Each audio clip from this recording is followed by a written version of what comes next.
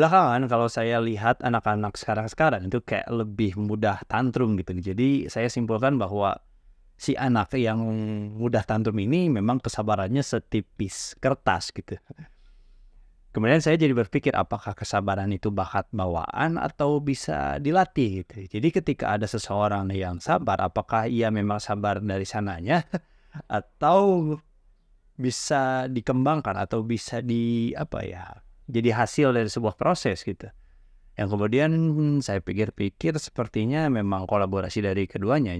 Jadi mirip gaya hidup sehat. Sebetulnya setiap orang itu bisa untuk memiliki tubuh yang terlatih, tetapi tidak semua orang mau untuk rutin berolahraga. Begitu pula dengan sabar.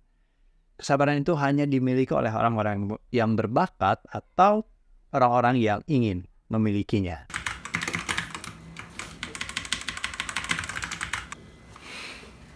Sabar itu ada dua jenis ya.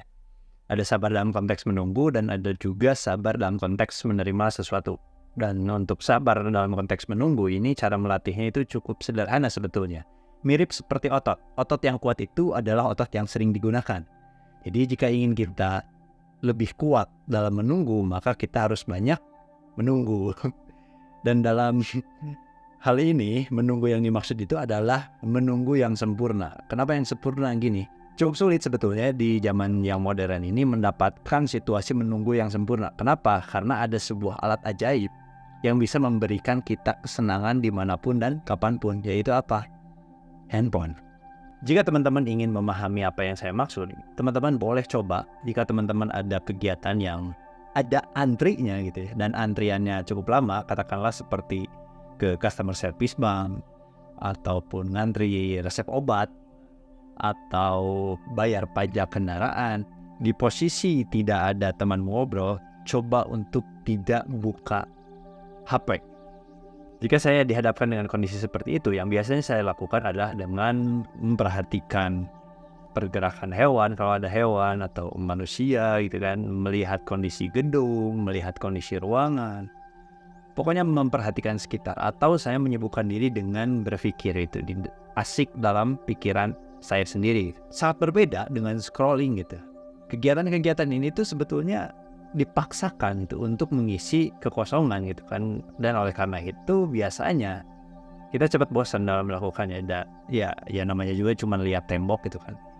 Ini temboknya udah lama gak dicat gitu. Ya ngapain lihat tembok lama-lama gitu, mana asik gitu. Tapi memang disinilah latihannya gitu. Kita melatih kesadaran kita untuk menghadapi situasi kekosongan dalam penantian gitu. Pembentukan kesabaran juga erat kaitannya dengan kecepatan pemenuhan keinginan. Di garis bawah ya teman-teman, keinginan bukan kebutuhan. Nah, jadi salah satu latihan yang efektif lainnya adalah dengan menunda secara sengaja keinginan-keinginan kita. Contoh, misal teman-teman lagi namatin sebuah series yang sebetulnya sudah tersedia dari episode 1 sampai dengan tamat. Tapi dengan sengaja teman-teman batasi tuh dalam satu hari cuma 1 episode. Meskipun waktu luang teman-teman sudah sangat cukup untuk menamatkannya dalam 1 hari. Atau misalnya dalam sehari itu waktu luangnya ada untuk sampai 3 episode. Ini sangat berbeda dengan menunda keinginan karena alasan tertentu. Misal 1 episode per hari gara-gara ada pekerjaan lain. Itu jelas berbeda. Ini yang kita bicarakan di sini adalah menunda tanpa alasan gitu. Jadi kenapa 1 episode per hari? Ya karena itu limitnya gitu. Padahal waktu masih luang untuk kedepannya, masih bisa sebetulnya, tapi ditahan aja. Nah, sensasi menahan keinginan inilah yang sangat penting. Dan aspek ini itu sebetulnya tidak bisa diremehkan teman-teman. Dalam kehidupan, dalam bisnis, dalam investasi, ada istilah yang disebut dengan wait and see gitu ya. Karena keputusan-keputusan terbaik itu tidak keluar setiap saat. Ada kalanya di mana hal terbaik yang bisa kita lakukan adalah dengan diam dan memperhatikan sekitar aja gitu. Hanya diam saja tanpa melakukan apapun. Makanya kekuatan untuk menunggu ini pada akhirnya akan sangat bermanfaat. Bentuk kesabaran yang kedua itu adalah kesabaran dalam menerima hal. Sebetulnya ini akan menjadi Ini adalah kesabaran yang sangat klise ya. Sebetulnya jika kita dihadapkan dengan sebuah hasil yang membuat kita marah berlebihan atau sedih berlebihan, sebetulnya inti dari perasaan itu adalah perasaan kecewa, bukan? Nah, sedangkan kecewa itu sebetulnya adalah gap atau selisih antara ekspektasi dan realita. Dan di sini itu ekspektasi itu kita bisa full control gitu, bisa kita kendalikan sesuka hati sebetulnya. Sedangkan realita tidak. Jadi sebetulnya sesederhana cukup selalu tempatkan si ekspektasi ini di sebawah-bawahnya gitu, serendah-rendahnya. Sehingga apapun yang terjadi, pilihan realita itu hanya dua. Antara berada di atas ekspektasi atau sedikit di bawah ekspektasi.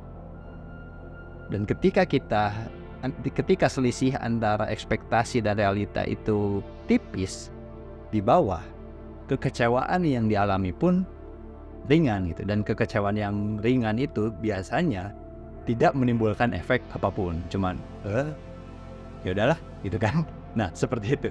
Sehingga ini bisa disebut sebagai salah satu bentuk dari kesabaran, sehingga kesabaran kita untuk menerima hal-hal itu bisa menjadi semakin kuat gitu.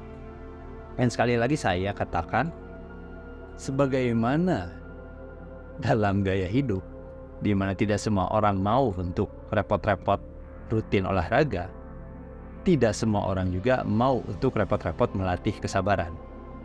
Ya, sekali lagi, kesabaran itu hanya dimiliki oleh orang yang berbakat dan yang menginginkannya.